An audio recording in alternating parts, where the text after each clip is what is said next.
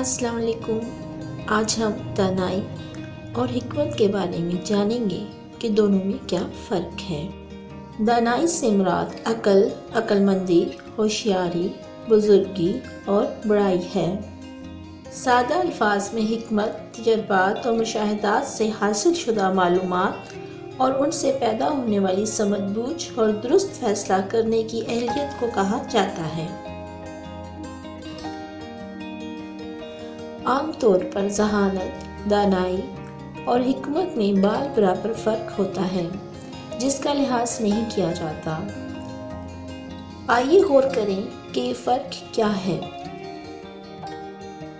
तालीम और तरबियत की तरह दानाई और हिकमत एक दूसरे के लिए लाजिम व मलज़ूम हैं। जिस तरह तरबियत के बगैर तालीम बेसूद है, इसी तरह हिकमत के बगैर दानाई फजूल है।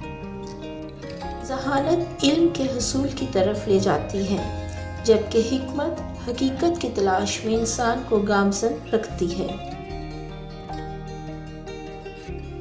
दानाई में पकड़ है मगर हिकमत में छूट है। दानाई या ज़हानत आग लगाती है और हिकमत उस आग को ठंडा करके सुकून और फरहत पहुंचाती है। ज़हानत बहस व मुबाहिसों को बढ़ावा देती है, जबकि हिकमत उनका हल निकालती है। उर्दू ज़ुबान के बारे में मज़ीद जानने के लिए चैनल को लाइक करें, शेयर करें और सब्सक्राइब करें। फिर मिलते हैं, तब तक के लिए अल्लाह हाफिज़।